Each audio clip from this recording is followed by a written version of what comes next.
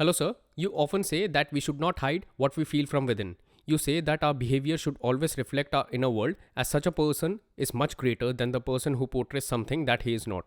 Going by this philosophy, would you say that a person can show his lust for women openly and even rape them? I am sure that you will definitely not be in favor of this act, but for a common man like me, it is difficult to understand what you are trying to say.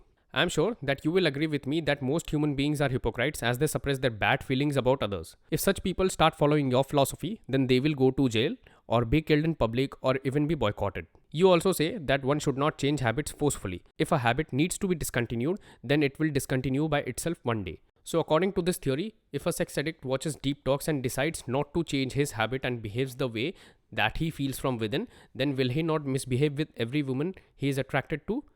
Here, he will either be killed or handed over to the police.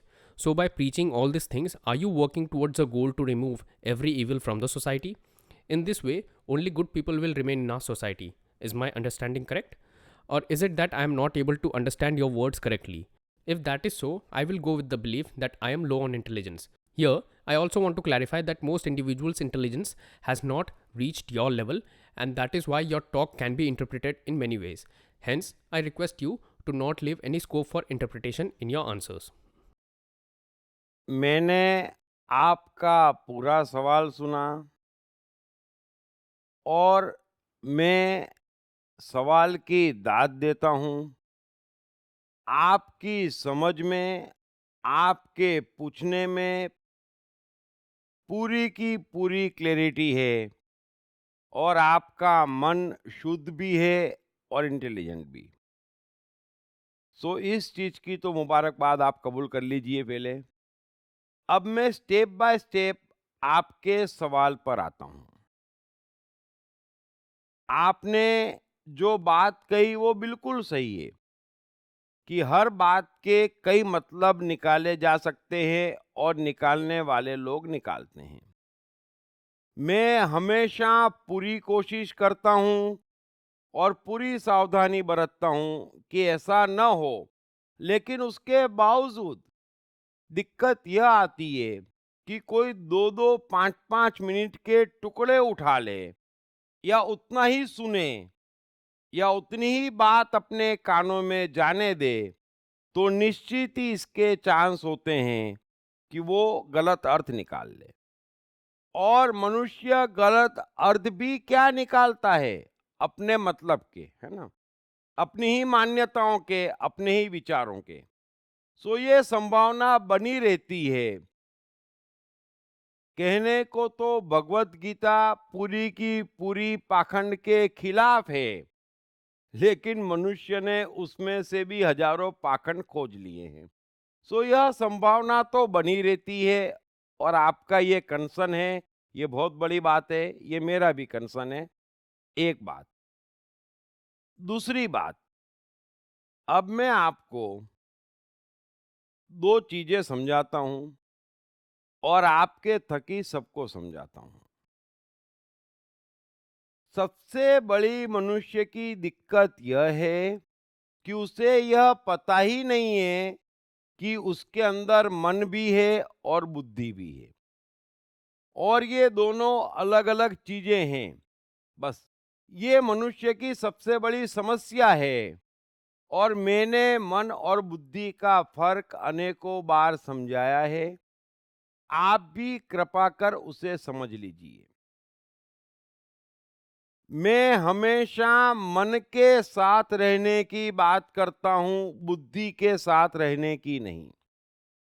सो आप जो कह रहे हैं कि मेरे मन में काम वासना है और मैं लड़कियों के साथ जबरदस्ती करूंगा, रेप करूंगा, ये सारे ख्याल आपकी बुद्धि के हैं, मन के नहीं हैं। मन एक सीधा इंस्ट्रूमेंट है जो अपनी इच्छा जानता है और सामने उपलब्धि जानता है। किसी को भी यहाँ पर किसी पर भी रत्ती पर जबरदस्ती का अधिकार नहीं है। एक शब्द किसी को यहाँ किसी को कहने का अधिकार नहीं है। ये सारे अधिकार बुद्धि लाती है। सो यदि कोई लड़की राजी है तब तो मन की बात हो गई, और मन के भीतर जबरदस्ती का सवाल नहीं है। सारी जबरदस्तियां बुद्धि की है, और मैं बुद्धि का साथ देने की बात नहीं कर रहा हूं। दूसरी बात जो आपने कही वो बड़े पते की है कि पूरी दुनिया में पाखंड है ना? यही तो सत्य है। यदि क्राइम नहीं हो रहे हैं तो मान अपमान के चक्कर में, पुलिस के और कानून के डंडे के डर से, वही तो मैं कह रहा हूं। फिर यहां कौन गर्व कर सकता कि मैं ठीक आदमी हूं? कानून के डर से तो सभी ठीक हो जाते हैं। ठीक वो है जो हर हाल में ठीक है। अतः हर व्यक्ति को एक लेबोरेटरी टेस्ट कर लेना चाहिए।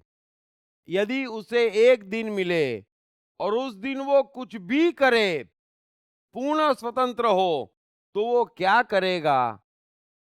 बस जो जो उसको विचार आते हैं वही वो है। जो वो नहीं कर रहा है कानून के डर से, वो नहीं है। सो ये सारे पाखंड, ये सारी उलझने बुद्धि की है। दूसरी बात आपने जो कही कि आदतें बदलना होगी तब बदल जाएंगी, बिल्कुल यहाँ पर किसी बात की कोई जबरदस्ती मनुष्य को करनी नहीं चाहिए। ये बात मैं अपने कई लेक्चर्स में भी समझा चुका हूँ, और विस्तार से मैं मन हूँ, आई एम द माइंड किताब में भी समझा चुका हूँ। सो मेहरबानी कर आप उसे पढ़ें।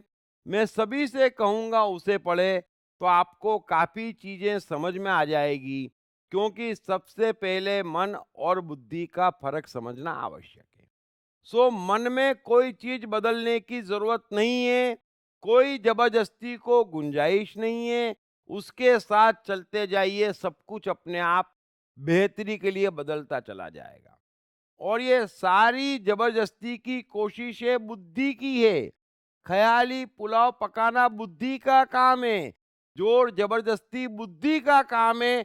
बुद्धि को कमजोर करें, मन को शक्तिशाली करें, यही जीने का एकमात्र तरीका है।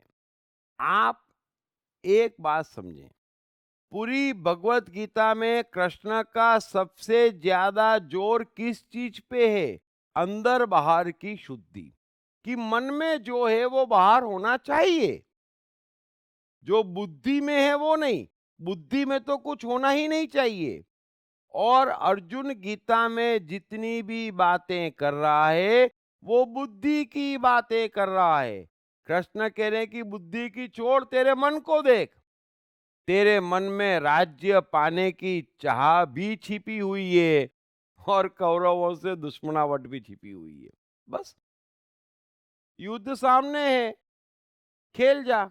यही मैं कह रहा हूं। मन के सत्य से दूर जाने का उपाय नहीं है। जितना मनुष्य दूर जाने की कोशिश करेगा उतना विकृत होता चला जाएगा। बच्चा विकृत पैदा नहीं होता है। तमाम दबाने की शिक्षाओं के कारण बड़े होते होते हर मनुष्य विकृत हो गया है। यहां पर कोई हिटलर पैदा नहीं होता है, दबा दबा के वो हिटलर बनता है। सो थोड़ा सा हर किसी को यहाँ समझने की जरूरत है। मन बुद्धि का फर्क समझने की जरूरत है। और सबसे पहली बात, किसी को किसी पर किसी भी प्रकार की जबरदस्ती की कोई जगह नहीं है। न धर्म के नाम पर, न समाज के नाम पर, न भगवान के नाम पर, न रिश्तों के नाम पर। बस। और ये सारा खेल बुद्धि का है, मन का नहीं है। मन न तो धर्म के नाम पर दबाता, न समाज के नाम पर, न रिश्तों के नाम पर, न मान्यताओं के नाम पर। और एक अंतिम बात आपसे और कह दूं कि मनुष्य के पास बुद्धि नामक एक इंस्ट्रूमेंट है जो बहुत ही खूबसूरत ब्रेक का काम करता है।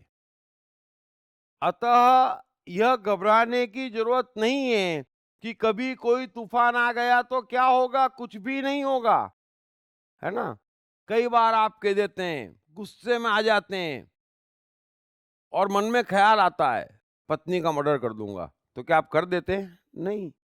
लेकिन आप कहते भी नहीं है यहाँ गड़बड़ है, आप कहेंगे तो क्या बुद्धि आपको करने देगी? नहीं करने देगी। आप करेंगे भी नहीं, लेकिन कहने के बाद आप उस विचार से हमेशा के लिए मुक्त हो जाएंगे। थोड़ा-सा इस बात को समझें। और यदि आप नहीं कहेंगे तो मन में विचार चलता रहेगा और एक दिन मर्डर करके मानेंगे, यह दिक्कत है। कई-कई तरीके से मैंने समझाने की कोशिश करी। मनुष्य के मन में गड़बड़ है, लेकिन वो इतनी नहीं है जितना वो डर रहा है। घर में चूहे हैं, मन में खराबी है, तो चूहों को घर से निकालना पड़ेगा और मन से खराबियों को निकलने देना पड़ेगा, है ना? घर का दरवाजा बंद कर देंगे तो चूहे बाहर नहीं निकलेंगे। मन को रोक लेंगे तो बीमारी बाहर नहीं निकलेगी और सवाल बीमारी को सुधारने का है। कई तरीके से मैंने समझाया और सबसे बेहतर है मेरी लिखी किताब आई एम द माइंड, मैं मनु पढ़ लें, सारे भ्रम दूर हो जाएंगे और सही डायरेक्शन लाइफ को मिल जाएगा। Thank you very much. Krishna, मन और जीवन के मास्टर। कृष्णा एक प्रेमी, एक कलाकार, एक गुरु, एक राजनेता, एक व्यवसायी। कृष्णा शून्य से सृजन करने का एक श्रेष्ठ उदाहरण। कृष्णा जो कठिनतम परिस्थितियों में भी हंसते हुए जीने की कला सिखाते हैं। कृष्णा जिन्होंने जीवन का हर युद्ध जीता। दीप त्रिवेदी द्वारा लिखित किताब मैं कृष्ण हूँ। ये किताब कृष्ण के संपूर्ण जीवन पर रिसर्च करने के बाद कुछ इस साइकोलॉजिकल अंदाज में सिलसिलेवार रूप से लिखी गई है कि जिसे पढ़ते पढ़ते आपका जीवन भी बदलता चला जाएगा। मैं कृष्ण हूँ। ये किताब अंग्रेजी, हिंदी, मराठी तथा गुजराती में एक साथ atmanestore.com साथ ही सभी प्रमुख ई-कॉमर्स साइट्स पर भी उपलब्ध है। दीप त्रिवेदी की मनुष्य के जीवन और उसकी साइकोलॉजी पर एक गहरी पकड़ है। मनुष्य जीवन के विभिन्न पहलुओं पर सर्वाधिक चर्चा करने का रिकॉर्ड भी उन्हीं के नाम पर है। मनुष्य जीवन का ऐसा कोई पहलू नहीं जिस पर उन्होंने खुलकर चर्चा ना की हो, जैसे कि path of life, personality, complex, guilt, love, expectation, partiality, acceptance, fear, hypocrisy, creativity, wealth, who is God, concentration, confusion, power of transformation, joy and success, mind and brain, day sleep, natural intelligence, change your future, ego, non-violence, freedom, तथा दीप talks ताओ ते चिंग के अंतर्गत दीप त्रिवेदी द्वारा मशहूर Chinese philosopher लाओ त्से के महान सूत्रों पर चर्चा, परिचय, समय, मन, सफलता, संकट, धर्म, राजनीति और दीप टॉक्स भगवद गीता के अंतर्गत जीवन की किसी भी समस्या से निपटने के लिए दीप त्रिवेदी द्वारा भगवद गीता के संपूर्ण 18 अध्याय पर चर्चा। आप ये तमाम डीवीडीज और सीडीज सुनकर अपना और अपने परिवार का जीवन बदल सकते हैं। ये तमाम डीवीडीज और सीडीज आत्मन ई स्टोर तथा अन्य सभी ई कॉमर्स साइट्स पर उपलब्ध हैं। हर बच्चे में सफल और महान बनने की संभावना छिपी होती है। सवाल बच्चे द्वारा अपनी प्रतिभा को निखारने का तथा सही परवरिश पाने का ही होता है। दीप त्रिवेदी द्वारा लिखित रोचक ग्राफिक बुक्स पढ़िए। The story of Thomas Edison, अनपढ़ एडिसन के महान वैज्ञानिक बनने की दास्तान। नॉटिनेस टू ग्रेटनेस, स्टीव से स्टीव जॉब्स बनने की कहानी। हॉटी टू डॉन्टी, चाइल्ड साइकोलॉजी समझने हेतु शेर के बच्चे की कहानी। ना सिर्फ बच्चों बल्कि हर माता पिता व टीचर के लिए भी आवश्यक ग्राफिक बुक्स हिंदी तथा अंग्रेजी में आत्मन ई स्टोर तथा अन्य सभी ई कॉमर्स साइट्स पर उपलब्ध।